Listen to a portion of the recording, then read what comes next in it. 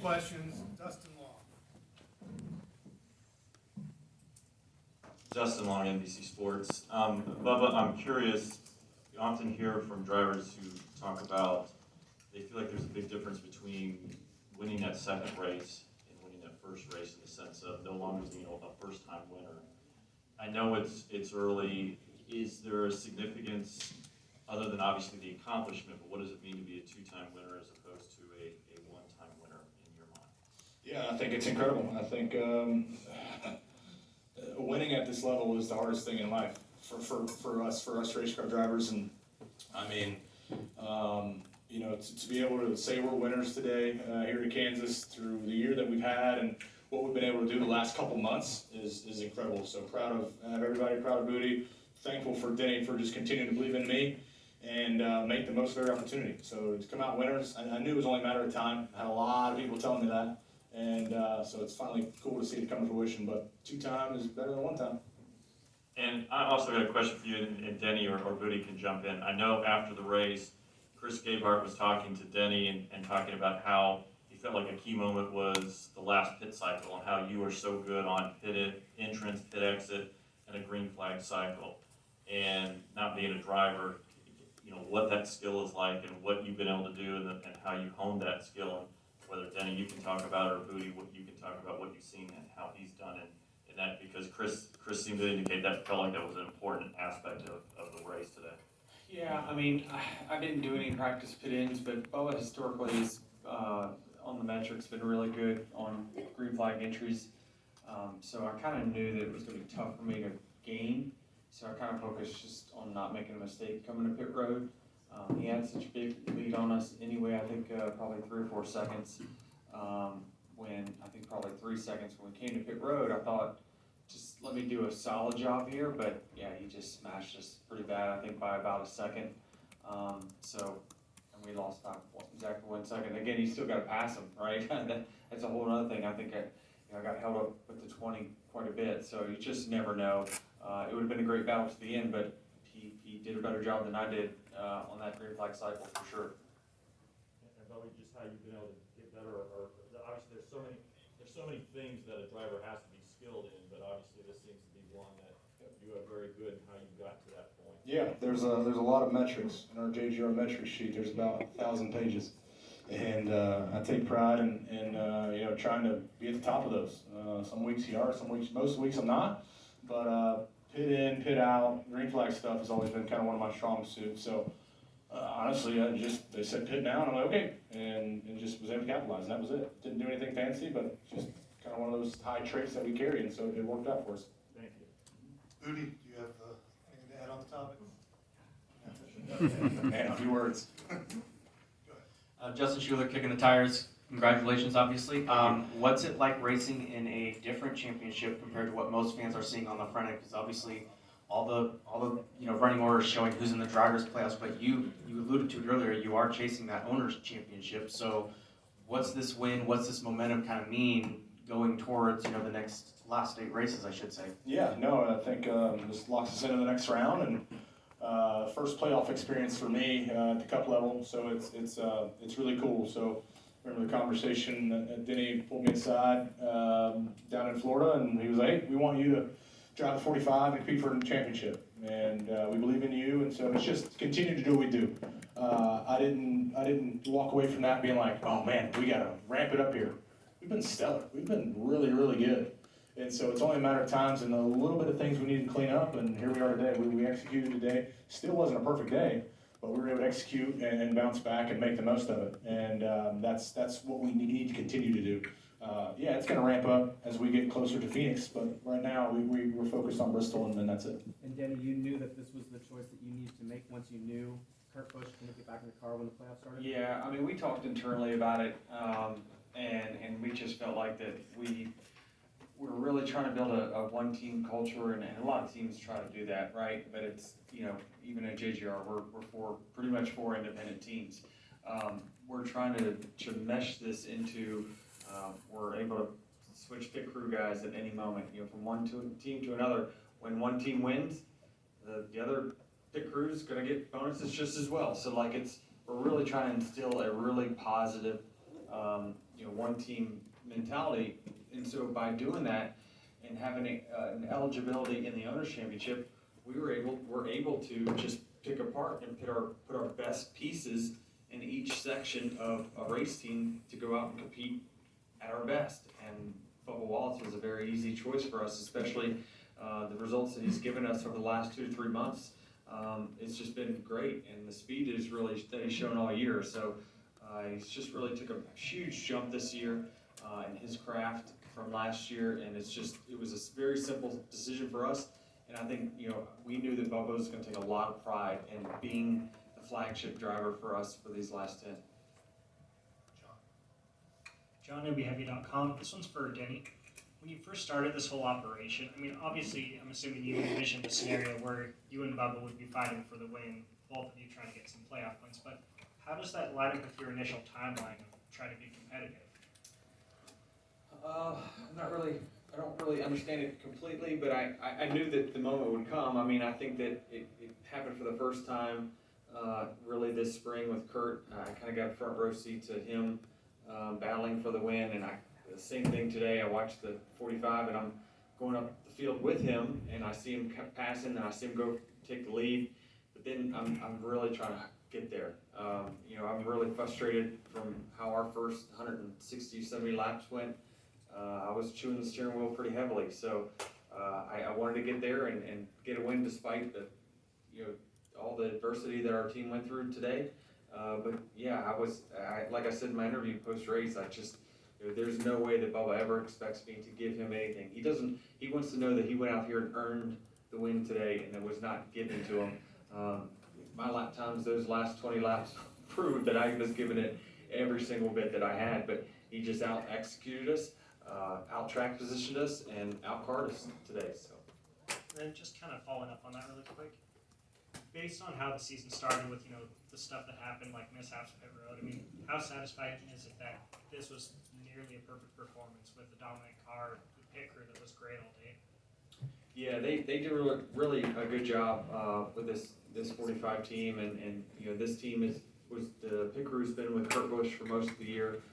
We locked them in this core group for probably the last 10 to 15 races, and they've done a great job, and they've just been really solid. I think a lot of people had a lot of issues on pit road. Certainly we were one of many, but I saw him in the back of the pack just like we were, and he was able to get through the traffic faster than I was. And so that's the pivotal point of the race where I think that he's really improved in the sense of that typically when that happens, like, no offense to Bubba, but sometimes the wires get crossed. And so today it just seemed like he was very methodical in his way back. And this is overcoming adversity. Everyone has something that happens in the middle of a race that takes them off of schedule. And today was like a great moment for that team to battle back from the back and get to the win. Thank you. I don't know if it's because of like where we are, how you did it, or because it's the second one, but this one feels so much more like normal to me. Like everything about Victory Lane. Not random. Race. Yeah. So I was wondering for all three of you, do you, I guess, share that sentiment? Does this feel somewhat more like a normal win? And I guess, is that a good thing? Certainly. I'm really happy for Bubba and our team, and I'll just say this, it was a pleasure working with Bubba. He's gotten better and better. I thank Denny a lot for going out on a limb and taking his money and putting it on the line to start the team. And so all of that being said, we know how good we are. We knew. And I knew how good Bubba was, how good he's been all year. So I feel very happy for him in the fact that, we took it to him. There's no, what you gonna say? What can you throw rocks at us about this time? So I'm just really happy for our whole organization, especially Bubba, for how we did. Yeah, echo. Sure. Staff Sergeant Johnson, First Infantry Division Public Affairs. Bubba, congratulations on your second win. Denny as an owner, as a crew chief. I want to turn the conference a little bit. This being a special day, 9/11. There's a lot of military members like myself out there. Can each one of you just what does this win on this somber day mean to all of you? I mean, look at what we're representing on our car. Root has always been bold. They've always been out there, and they've wanted to make a statement each and every time. And so, for them to honor the heroes we lost on 9/11 was really cool to begin with. The initiative to begin with, and then to follow through and execute and come out on top. You can't make it up, right? It's a picture perfect day. It's a story well written, and just proud to be able to carry the colors, carry the sponsor, and carry the names of all our heroes that we lost that day. So I see it means a lot to you, and I appreciate your service.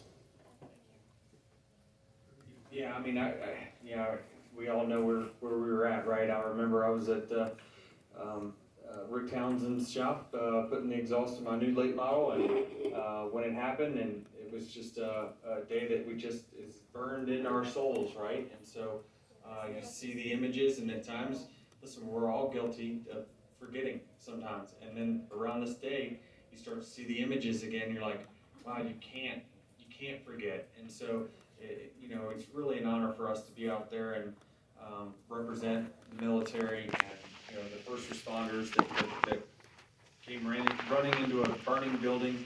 It's just they were the true heroes of this world for us, and we can't thank their service enough. That's why you see what NASCAR does every single week.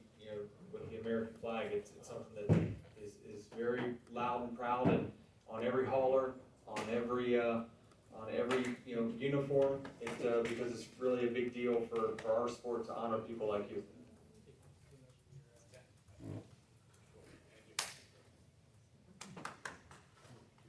Yeah, I just like to say, I love being American.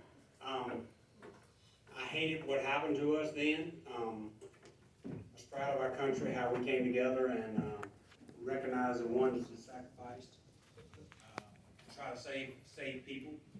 I also back our military just because, hey, I'm just pretty blatant about it. It's us.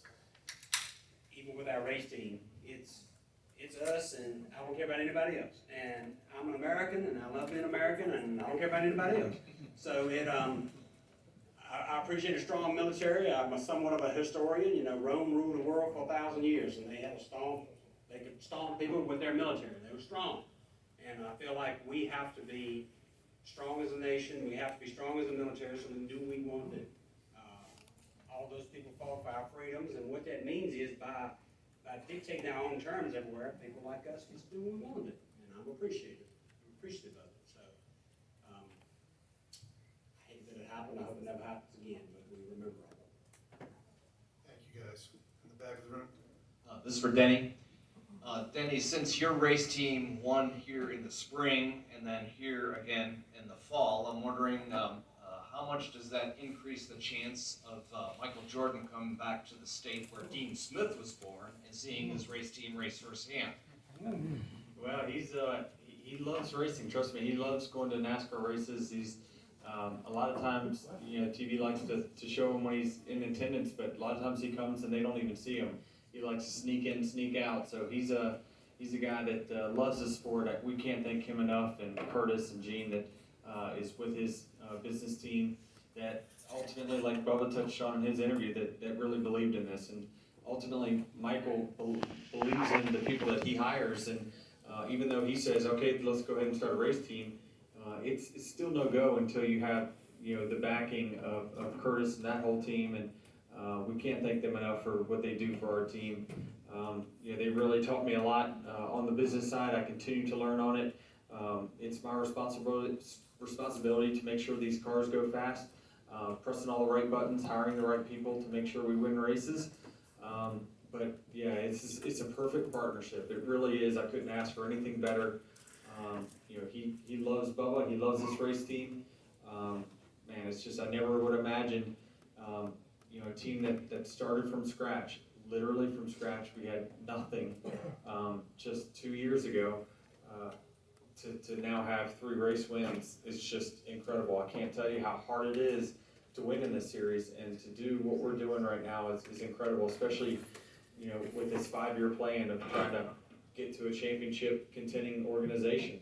It's still, I'm the realist in the group, knowing that we still have a ton of ground to cover, but we're starting to really get the results that, this hard work is starting to pay off. But we got a lot of great things in the works. In a few years, hopefully you're going to talk about this team winning on a more regular basis, but never would in my wildest dreams would I imagine that we go out there and have 3 wins already in just a year and 3 quarters.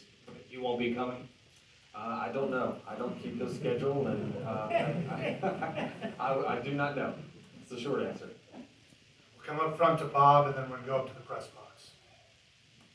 Bob Parker, Fox Sports, Bubba, you're the first black driver to win more than one cup race. I'm curious, just what does that mean to you to set that historic mark? Yeah, I mean, it's incredible. Just makes you think back to when it all started 20 years ago and how we were just showing up to races, and each and every weekend my dad would always look for the stiffest competition to make us better, and it was a lot of fun. And it actually reminds me of the conversation I had with Harvick on the grid talking about Keelan, being able to do his first Asphalt Legend Cars race, and how eye-opening that was. And I remember, showing up to these places for the first time and just trying to be the best of the best. And so it all relates to that question. You just want to show up and win. And whatever history comes in after that, it all settles in behind, because there's no greater thing than winning. So I appreciate all the support from our fans and family, and just got to keep going. We're going up to the press box. Question from the press box. Jim Mutter, motorsport.com. One for Denny, one for Booty. For Denny, are you surprised non-playoff drivers have won the first 2 races? And that combined with the 18 different winners this season, is that the kind of unpredictability you thought we would see? Yes, and I mentioned it earlier this week that I thought that this could be the first potential year that somebody wins the race at Phoenix that's not part of the championship 4. Just simply because when we used to build our own cars and design our own cars, we would just kind of save the best stuff for the end of the season. So everyone would just kind of front load a lot of their best people, best parts, best bodies, best cars for the playoffs. And that's, there's no secret that really the ones that kept advancing, cars just got faster. They started pushing tech a little bit more, and it was just it wasn't a coincidence that the Final Four is always 1, 2, 3, 4. So I think this year, with the car having so much parity, certainly I think that this is a trend that could continue. Now, I mean, I don't know how long the list of new winners is going to get. We're at 18 now. I just, Bob can call me out. I said at Sonoma, there's no freaking way that we even get to 14. But yeah, it's just been amazing. Everyone's won it legit. It's just been guys that go out there and execute and win races. So it's been obviously great for the product, because people tune in to not know who's going to be the race winner. And I think for the last few years, you tune in and you knew that the race was going to be won by 1 of 3 organizations, and maybe 1 or 2 drivers within those organizations. And so it's good that the love's getting spread around, and drivers now that are in equal equipment are able to show up what their talent's all about. And for Booty, could you just kind of comment on both Bubba's driving performance and the team's performance, which included a round of green flag stops on that 96-lap run to the finish? Really, since we've been loaded all weekend, as far as Bubba goes, I mean, when you have positive momentum, when you do things right, I'm very careful to say this. I mean this in, I don't know, it's easy. Okay, but it's not easy. My point is, Practice things easier. yes, practice goes smooth. He and I talk. We don't even have to talk long. He tells me what he needs. We work on it. We go fast. You qualify well. You get a good pit selection. It's just all of those things stack up, and that's all the things you need to do. And right now, it's definitely we're clicking. We're doing well. As far as how he drove the race. I just say this to him, think about this, at the end of the race, he takes the lead, or he takes the lead on his own, he stretches the lead, by stretching the lead, it gives me the ability to just go, JR and I sit there and we call the races. We knew with the lead he got us, all we had to do was protect behind us. We had a hedge to do that. That makes it easy. Then the pit crew did exactly, he got on and off pit road, like we said, well, is better than anybody in the pit crew, had an awesome stop. So then you're gone. You're out front. You've got it. What I give to Bubba, though, a testament to Bubba, was he didn't push his car. I let him know how far he was ahead, and really he rode. He saved his car. He didn't get anxious. He didn't make any mistakes. He didn't burn his stuff up. He knew the guys were behind him, and he just ran what he had to. So that takes a tremendous amount of discipline, and not letting the moment get too big. He didn't at all. Really, the moment didn't get too big for any of us. So I'm proud of him. I'm proud of my crew. I want to come back down. Thank you, guys. That's all from up here. Thank you, Jim. Go to the left of the room here, please. Congratulations, Bubba. Cole Evans, Racing Experts Media. With the announcement that Wilkesboro is coming back for the All-Star race in 2023, how good does it feel to be locked into the main event now? Oh, yeah. Sweet. Damn, that's cool. That's going to be a cool event. I hope so. But just, thankful for the opportunity. I know I continue to say that. And see, I don't even focus on that stuff. You just go out and win, and all the good things fall into place. So don't have to race our way in now. That's sweet. Thank you. All right, we have two more. We'll go back to I Justin. think with all the heat winners, we're gonna have a full field. Maybe NASCAR can twist the format a little bit, Just you're kicking the tires again. Booty, you were a multi-winner as a crew chief in the Xfinity Series, and now with this win, you're a multi-winner in the Cup Series. That stat goes back as far as 2002 in the Xfinity Series. So, well, I didn't mean to do that, but what does that mean for you with your career being on top of the box? Like I said, what Denny and Mike put together, what Denny and Mike put together, I told Mike Wheeler, who was our competition director, he and I get along. I get along with all the people, but I'm just saying the depth. I told Wheels, I said, it's never been better than it is for me right now. The quality of people. Denny got upset with us months ago, rightfully so, but his message was, what do you need? Whatever you need, whatever it costs, it doesn't matter. And I remembered that. I've never been with an owner. I've been with owners, I'll tell you all the truth, where they go, look, you need to run better, and I'm taking your rear changer, and you need to cut back on your budget a bit. But I expect you to do better. That's the opposite of what Denny has brought to the table. So I appreciate that. And it's just, we're loaded. I mean, we're loaded. And we're looking for all the rest of the best people as we keep going. And like I said, Bubba, we talked about it all year. Even when I was suspended, I'd call him and go, man, you are driving so well. I know it just doesn't seem so, and it was frustrating, but we kind of knew it. We just got to keep grinding. And I guess as far as my career, it's the same way. God bless me. I was lucky. I was lucky to get here, and I'm lucky to be in the position I'm in, and I appreciate it. So, like I said, if it ends tomorrow, if Denny says you're done tomorrow, I've had a hell of a ride, and I appreciate it. So, but I'm hoping to keep going. I want us to keep continuing and winning races, because, like I said, it's better than I've ever had it. We're gonna wrap up right here. Harry Loomis, LoomisNASCARTalk.com. Congrats on the win, Bubba.